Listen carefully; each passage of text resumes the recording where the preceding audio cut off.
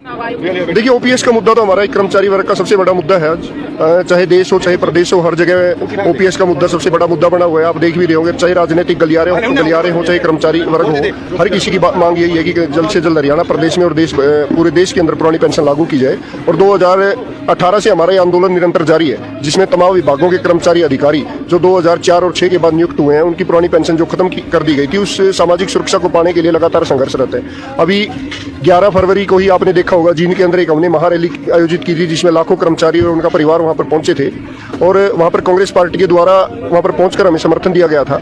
और सरकार द्वारा भी एक कमेटी गठित की गई थी, लेकिन अभी तक उसकी कोई ठोस निर्णय की तरफ नहीं पहुंची। इसलिए कर्मचारी वर्ग के अंदर आक्रोश है। और अगर सरकार जल्द से जल्द, सरकार के पास अब तो 2-4 दिन का ही टाइम बचा है, उसके बाद तो आचार-संहिता लग जाएगी। सरकार के पास मौका नहीं है और हम तो क्लियर कर चुके हैं, अगर इस बार पेंशन नहीं तो वोट नहीं। निश्चित तौर पर हरियाणा प्रदेश का एक कर्मचारी अधिकारी जो हमने वोट फॉर ओपीएस की मुहिम शुरू की है, उस मुहिम पर फूल चढ़ाने का काम करेगा। अब उत्साह है कर्मचारियों के अंदर, और जो सरकार हमें पुरानी पेंशन बहाल करके नहीं देगी, हिमाचल प्रदेश की तरह हम उस सरकार को बदलने का काम करेंगे। अगर सरकार नहीं मानती तो अगली रणनीति में क्या प्लानिंग बनाई जाएगी? देखिए, मैं क्लियर ही कर चुका हूँ कि जो एक सरकार नहीं मानती वो, और चुनाव आचार संहिता लगने के बाद हमारे पास सबसे बड़ी जो ताकत बच जाती है वो वोट की ताकत है। और लोकतंत्र के अंदर बड़े बड़े तानाशाह को वोट की ताकत से बदला भी गया है। और ऐसी सरकारें बनाई गई हैं जो आम जनता की आवाज को सुने, आम जनता के मुद्दे को समझे, और उन मुद्दों को न केवल समझे, उनको अपनी सरकार बनने के बाद बहाल करने का भी काम करे।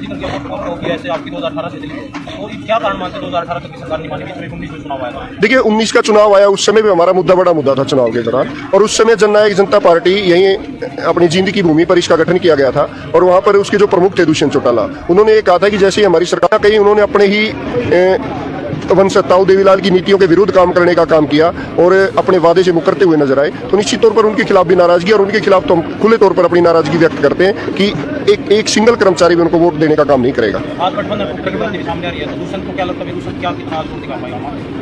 देखिए, वो तो उनका इंटरनल मामला है, गठबंधन करना या ना करना। 4.5 साल मलाई खा ली, दब के पैसा लूटा, घोटाले आपके सामने है जितने उन्होंने करे, और जितने वादे किए थे, चाहे बुढ़ापा पेंशन का वादा हो, चाहे कर्मचारियों को पुरानी पेंशन का वादा हो, चाहे 75% रोजगार का वादा हो, कोई भी वादा तो पूरा नहीं करा। वो तो अपने मलाई खाने का गठबंधन था, वो तो स्वार्थ का गठबंधन था, वो तो एक न एक दिन तो टूटना था। जब स्वार्थ खत्म हो जाते हैं, गठबंधन टूट जाते हैं। घोटालों के चलते गठबंधन टूटा है, तो अब कर्मचारियों को लेकर के बड़ी समस्या रहती है कि उनके या कर्मचारियों के साथ घोटाला सामने आया इस तरह का। कर्मचारियों के साथ तो सबसे बड़ा घोटाला यही है कि उनके जो उनसे वादा किया गया था, उस वादे से भाग गए। इससे बड़ा घोटाला और क्या होगा? और ये तो आम जनता के साथ भी है, जो हर एक बुजुर्ग आज जो घर में बैठा है, जिसने उम्मीद लगाई जनता के लिए की होती तो जरूर लाभ मिलता, जनता के लिए होगी नहीं तो कैसे लाभ मिलेगा? सर बता दीजिए, सर्व कर्मचारी संघ किस सरकार पर भरोसा जताने जा रहे हैं? देखिए, अब भरोसा हमने नहीं जताना, अब तो ये पार्टियां हमें विश्वास दिलाएं कि हम आते ही पहली कैबिनेट के अंदर पुरानी पेंशन बहाल करेंगे, तो निश्चित तौर पर कर्मचारी उनके साथ जाने का काम करेगा और वोट देने का भी काम करेगा। अब वो लाग लपेट वाली कोई रणनीति नहीं है कि हम करेंगे कि नहीं करेंगे। 5 साल लाठियां हमने खा ली, 19 फरवरी का आंदोलन आपने देखा होगा, आंसू गैस के गोले हमने सहन कर लिए, बड़े बड़े आंदोलन हमने कर ली, बड़ी बड़ी रैलियां हमने कर ली, साइकिल यात्रा हमने निकाली गर्मी धूप के। देखिए, जब हमने आंदोलन किया गया तब तो शुरुआत थी। सबसे पहला हमारी जो कड़ी थी वो अपने कर्मचारी साथियों को जागरूक करना था कि एनपीएस में उनका जो शोषण हो रहा है, उनके वेतन का 10% काटा जा रहा है, और आम जनता के टैक्स का पैसा, आपका टैक्स का पैसा भी है, 14% वो मिला के जो 24% हमारे वेतन का बाजार में निवेश किया जा रहा है। और मैं तो हमेशा खुले मन से कहता हूं कि बाजार में निवेश हमारे जो पिल्लू खेड़ा के छोटे दुकानदार उनके पास नहीं होता, उन आड़तियों के पास नहीं होता, वो होता है बड़े बड़े पूंजीपतियों के पास, बड़े बड़े मगरमच्छों के पास।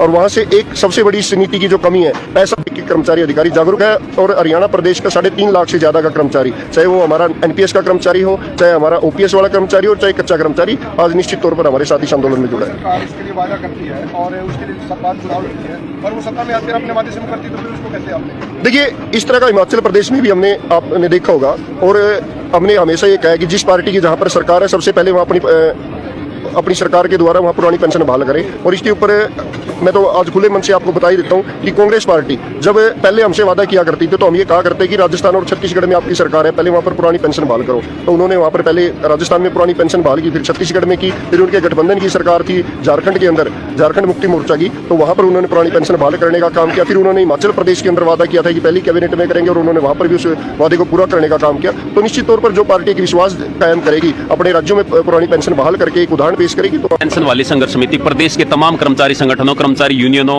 और सामाजिक संगठनों को साथ लेकर ये लड़ाई लड़ रही है। यदि हरियाणा सरकार और केंद्र सरकार इस पर कोई उचित कदम नहीं उठाती है तो हमने एक वोट फॉर ओपीएस का अभियान जो 11 फरवरी 2024 की जींद के अंदर एक लेवे स्टेडियम के अंदर लाखों कर्मचारी यहाँ पर पुरानी पेंशन की अपनी आवाज को बुलंद करने के लिए पहुंचे थे। वहां पर एक नारा दिया गया था और वहां पर कर्मचारियों को, लाखों कर्मचारियों ने एक शपथ भी ली थी कि अब की बार कर्मचारी केवल उसी को वोट करेगा जो हमारी पुरानी पेंशन को बहाल करेगा। अब तक हम लगातार पीछे जब भी चुनाव हुए हम केवल नेताओं और राजनेताओं की पेंशन और भत्तों के लिए वोट करते आए हैं, लेकिन पहली बार हरियाणा प्रदेश का जो कर्मचारी है वो अपने परिवार के साथ, अपने रिश्तेदारों के साथ, सबके साथ मिलकर पुरानी पेंशन के लिए वोट करेगा। हरियाणा सरकार के पास समय है, यदि वो पुरानी पेंशन को बहाल करते हैं तो हम उनका भी धन्यवाद करेंगे। हमारा किसी कोई राजनीतिक पार्टी से कोई दवेश नहीं है, हम किसी राजनीतिक पार्टी से कोई बंधे हुए नहीं है। हमारा मुख्य उद्देश्य है पुरानी पेंशन, कर्मचारियों का जो सुरक्षित भविष्य है, जो 58 साल के बाद जो कर्मचारी रिटायर होता है और उसको 1500 से 2000 रुपए पेंशन मिल रही है और आज हरियाणा प्रदेश के अंदर बुढ़ापा पेंशन